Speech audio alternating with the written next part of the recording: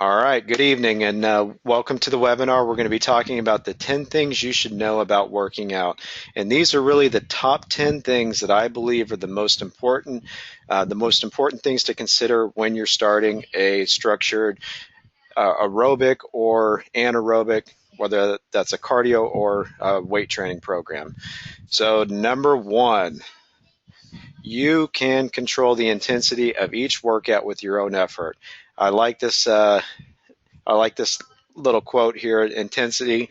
Uh, there will be a time to rest when you're dead. The problem is, and I come from an athletic background, and, I have this mentality that you should work out as intensely as you possibly can, or otherwise you're not getting a very efficient workout. The problem is that's not totally true. You can control the intensity of your workout, but the important thing is to make sure that you're working out in the right target heart rate zone. And so that's why it's so important to make sure that you're wearing a heart rate monitor while you're working out to make sure that you're staying in the appropriate zone. Number two, pain increases cortisol, and cortisol increases body fat. There is no benefit to working out in pain. Avoid the painful patterns and train the non-painful patterns. You've heard the saying, no pain, no gain. Well, that's not applicable, especially when it comes to working out. There is a difference between muscle fatigue and actual pain, and you need to be able to understand the difference between the two. But anytime you actually have pain, acute pain during the workout, uh, as a defense mechanism, your body's going to release cortisol. And when your body releases cortisol, you're going to start storing body fat. So the key is to make sure that you're avoiding any painful patterns, any painful biomechanical patterns or motor patterns, and then make sure that you train the non-painful patterns. So to give you an example of this, a lot of our clients, when they first start, they should not be doing lunges or squat jumps or any type of plyometric or ballistic movements, or even multi-joint movements for that matter. So you can start with really simple exercises, and using the lunge as an example, just doing a simple split squat can actually be more beneficial than trying to do a lunge. Number three, soreness is okay, but it is not an indicator of a good workout. Just because you're not sore does not mean that you did not train smart. And we hear this all the time, especially when clients start a brand new exercise program. A lot of times they think they think the only way that they're going to get an efficient workout is if they're sore, and that's not necessarily true.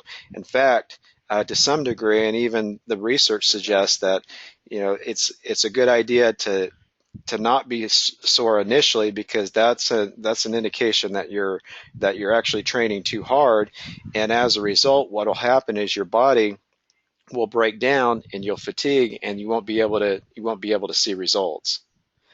Number four, stacking fitness on top of dysfunction will only lead to injury or plateau. The FMS screen will find your dysfunctions and work on cleaning up your weakest links. And that's why it's so important to make sure that you're going through some type of biomechanical assessment, because you need to make sure that you're cleaning up cleaning up your weakest links. So, for example, if you have tight hamstrings, or if you have some type of a shoulder mobility issue, you need to make sure that you clean those things up first before you actually move on to some of the more complex movement patterns. Number five, overtraining is a major contributor to a lack of results and people quitting. If you work out more than 3 times per week, it is highly recommended that you take a recovery week every 10 to 12 weeks. And this is something that I was talking about right at the beginning, but I had this mentality that you had to train super hard. Well, as a result of doing that, you're going to reach a plateau. And when you reach that plateau, eventually you're going to stop seeing results, and then that's why a majority of people quit. If you are working out more than 3 to 5 times a week, you need to make sure that you're at least taking some time to recover. Now, you don't necessarily have to take off a whole week, but what we recommend is make sure that you have those recovery days every at least every week. So for example, if you're working out 5 times a week, you'll want to have at least one recovery day on the weekend. Number 6, lifting weights will not make women bulky. It will make you strong and lean. Not lifting weights will make you frail and skinny fat. And this is a huge misconception, because a lot of women that we talk to, they think that if they lift weights, especially if they lift heavy weights, that they're going to get big and bulky. And the research shows us that the American Council of Sports Medicine, they actually released a publication not too long ago, but they said that the average person, the average American, can gain between 3 and 6 pounds every 6 months. So what does that mean? The average person, even if you're following a very structured, periodized program, it's gonna be very difficult to put on a lot of lean muscle mass. The average person can put on maybe 1 to 2 pounds of adequate lean muscle mass every month if they're following all of the fundamentals. So it's important to make sure that you're following a structured resistance training program, so that you're able to become strong and lean. Number 7, you get better results by doing a less challenging exercise in good form than you will from a more challenging progression in bad form. Form before intensity. And I'm using this example of the push-up because, about 80% of the people that we see should not be doing a push-up. They don't have good scapular retraction. They don't have really a good shoulder mobility. And as a result, when they're doing a push-up, they're activating all of the wrong muscle groups. So even just doing something as simple as hand walks or an inchworm, or even a modified push-up on your knees, or even on your feet up against the wall, or on an incline, that can actually be more beneficial than trying to do something that's a little bit more challenging.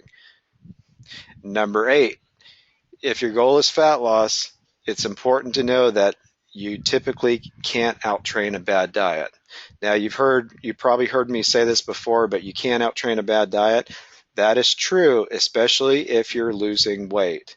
But here's the beautiful part, and I hope this is one of the messages that you take from this webinar. But if you're at that maintenance point, what's so beautiful about being at that point is that you can actually still eat the foods that you love to eat, and you can make sure that you're at least burning enough calories where you're able to stay at that maintenance point.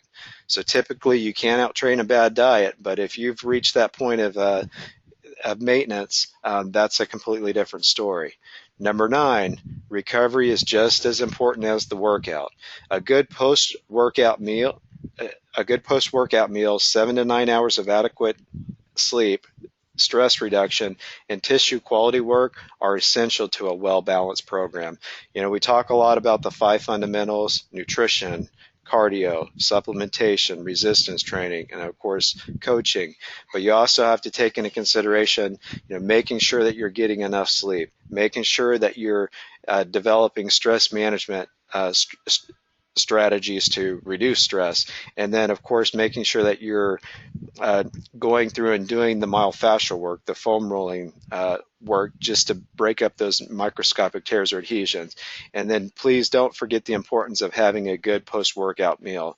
We talk a lot about this metabolic window. Well, after the workout, you have this window, and imagine there's like a door on your cells, and if you don't eat, the research is starting to change a little bit on this, but ideally you would have a meal about 30 minutes to 45 minutes after you work out to make sure that that door on that cell does not close and you're not able to get those nutrients into the cell.